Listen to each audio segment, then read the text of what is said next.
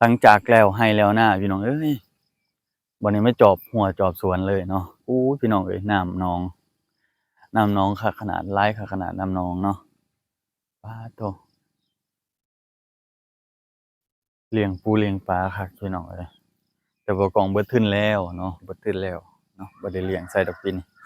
มีแต่สิเอาปลาธรรมชาติแล้วมาปล่อยเอาเนาะปลาธรรมชาติคือในห้วยในห้องเวลาเราไปหาอยู่หากินจับมาได้ก็เอามาปล่อยมาเลี้ยงอยู่นี่แหละพี่น้องเอ้ยเพราะว่าปีนี้บ่ทันแล้วเนาะเบิดเงินหลายแฮงแล้วเหลือแค่มาถางป่าถางสวนออก พวกต้นไม้ใบหญ้ามันปกคลุมอันต้นมะกรูดต้นมะนาวต้นบักสมเบิดเลยเนาะ เพราะว่าเดี๋ยวนี้บ่ต้องกล้าเบี้ยทุเรียนไว้เนาะ4-5เบี้ยเนาะบ่ฮู้ว่าสิลงไสเนาะน่าสิลงแถวนี้แหละนี่แถวนี้เนาะขุดคูแถวคูคันนี่แหละพี่น้องเอ้ยมันน่าสิใหญ่อยู่มั้งเนาะแต่บ่กล้องก็บ่ทันมีความรู้ทางต้นทุเรียนปานใดแต่ว่าบ่กล้องได้กล้าเบี้ยมันไว้แล้วก็สิซื้อเบี้ยมันมาใส่อีกเนาะอันนี้บ่ทันออกไปประนอกประนามมาเชื่อว่าสิไปซื้อต้นมะพร้าวมาใส่เนาะพี่น้องเนาะต้นมะพร้าวหอกพร้าวหอมเนาะ คืออยู่บ่พี่น้องนี่ก็เป็นหนองสระก็เลิกเติบอยู่หนองสระก็ได้ยามนี้ก็น้ำเต็มเบิ่มๆเลยเนาะเขตนั้นว่าสิอันปลูกผักทางน่ะเขตน่ะปลูกผักแต่ว่านี่หนองสระอาหนองสระน้อยเนาะก็บ่ได้ออกมาเบิ่งลายมื้อแรงหลังจากที่อันดำนาเจ้าของแล้วเนาะปลูกต้นมะม่วงก็โอ้ยแบะมากัดกินเบิดพี่น้องเอ้ยเขาเจ้าบ่เลี้ยงยามไร่ยามนาก็บ่เลี้ยง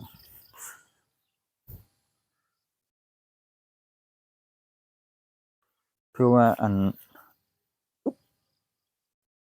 อืม ถือว่ายามหน้าก็โอเคพี่น้องบรรยากาศดีเนาะบรรยากาศดีบรรยากาศบ้านเฮาเนาะบรรยากาศบ้านเฮายามไร่ยามนาพี่น้องเห็นบ่อันนั้นเขาเจ้าเลี้ยงไก่ตีขายเลี้ยงไก่ตีขายเนาะโอ้ขายดีหลายเนาะก็คือตลาดไก่ตีกำลังเพหลายเนาะบ่กองก็มีดินเล็กๆน้อยๆแล้วก็ทางหลังพู้นแหละ ทางหลังก็แม่นเบิดเนาะดิน2กองนี่ก็2กองนี่ก็สิสระลงนี่แหล้วพี่น้อง มีเงินก็สิถมถมให้นี่อีกถมให้นี่ให้มันเต็มไปเบิดเลยเนาะปลูกเรือนฝั่งนี้พี่น้องปลูกเรือนฝั่งนี้แล้วก็สิบ่อนทางนั้นก็สิเฮ็ดบ่อนตากหมอกตากมันไปจั่งซั้นน่ะพี่น้องเอ้ยเนาะบ่ฮู้ว่าสิเฮ็ดหยังก็สิตากมันตากหยังไปทางน่ะ นี่แหละบรรยากาศในไร่ในสวนว่ากล้องพี่น้องเอ้ยแต่สวนใหญ่น่ะบ่ทันไปอันเลยบ่ทันไปเยี่ยมไปยามเบิ่งเลยเนาะน่าสิเป็นอันทึบอยู่เนาะป่าน่าสิเป็นทึบอยู่เดี๋ยวนี้นะก็มีเกาะไผ่2เกาะเลยพี่น้องเอ้ยมีเกาะไผ่บ้านแล้วก็เกาะสังไผ่เนาะตั้งแต่พ่อแต่แม่เฒ่าเพิ่นปลูกพู้นแหละเนาะมีต้นมะพร้าวทางหลัง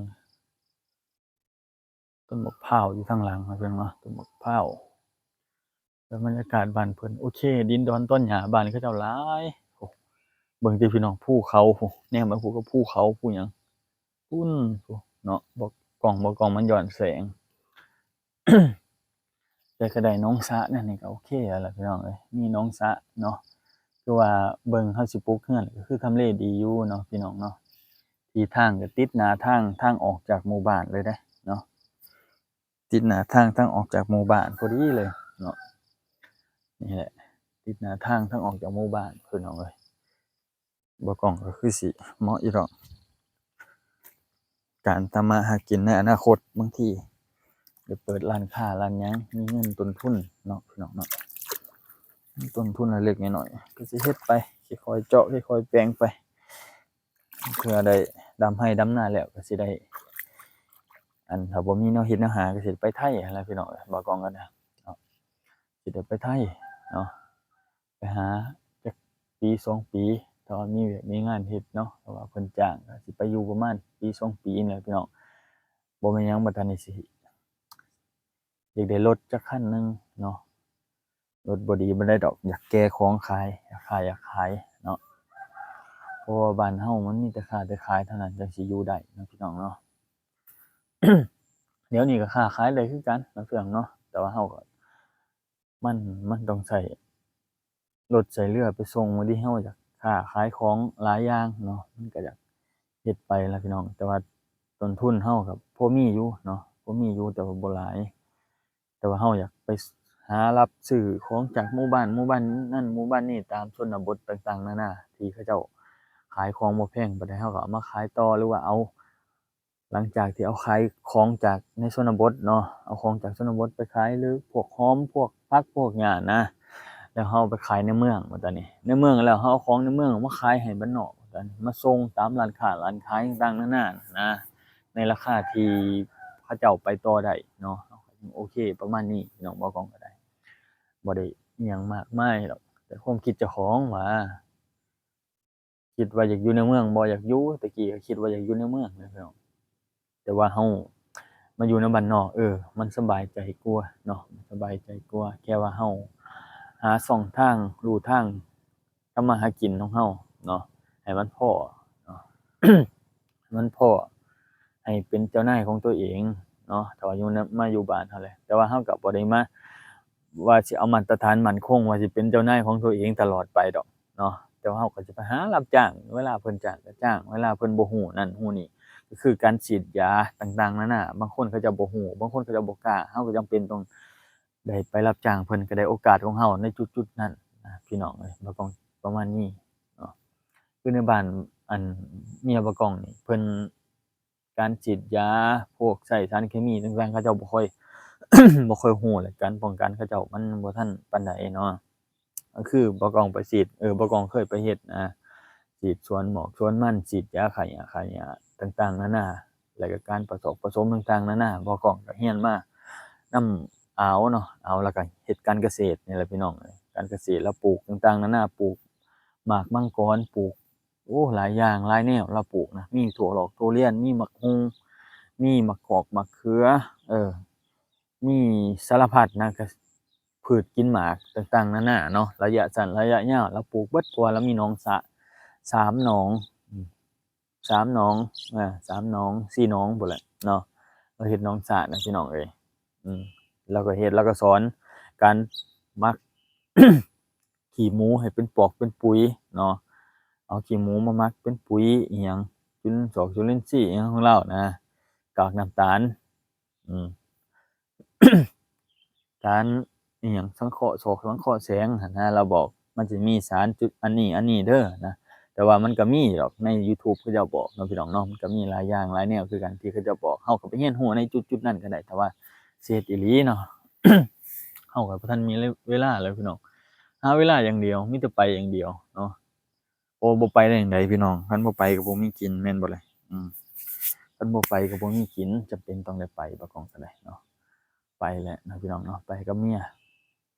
ไปมื้อ2มื้อแล้วได้เงินประมาณ800,000เนาะ800,000อีกมื้ออื่นก็ไปอีกเนาะมื้ออื่นไปอีกพี่น้องไปดำ800,000ก็ไปมื้ออื่นก็สิได้1,200,000เนาะ1,200,000ดีกว่าดีกว่าบ่ได้ไปเฮ็ดนั่นพี่น้องเอ้ยบ่ก้องก็ได้เนาะ ดีกว่าบ่ได้ไปเฮ็ดบ่ได้ไปหามื้อนี้ก็มีจ้างลูกค้าเหมือนมาละ5,000กีบแต่ว่ามื้อนี้เมียเมื่อยก็เลยบ่ได้ไปเนาะไปคนเดียวก็บ่ได้เด้อพี่น้องเอ้ยเพราะว่ามันมันลุกยากเนาะอาสาว่าบ่าวกล้องสิให้เมียบ่าวกล้องมัดเนาะบ่าวกล้องสิโลกาให้เนาะเพราะว่ามันก็บ่ได้คือกันเด้บ่าวกล้องก็เป็นคนโลกาไวแหน่จักหน่อยบ่แม่นย่องเจ้าของเดะโลกาไวจักหน่อยเลยบ่าวกล้องน่ะ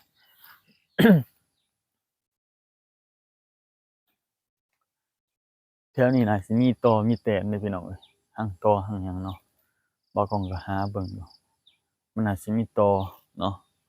ต่อก็สิเอามาจูดห่อข้าวน้อยนั่นแหละพี่น้องเอ้ยใส่ห่อข้าวห่อน้ำนี่เขาเจ้าเลี้ยงไก่ตีนี่คักขนาดเดะเราได้เดือนหนึ่งโอ้หลายล้านอยู่พี่น้องเราได้เดือนหนึ่งเพราะว่าขายแพงเด้ลูกพันธุ์ไก่แบบเขาเจ้าซื้อมามันพันธุ์มันแพงนะพันธุ์มันแพงเขาเจ้าก็มาเลี้ยงมาเพาะขาย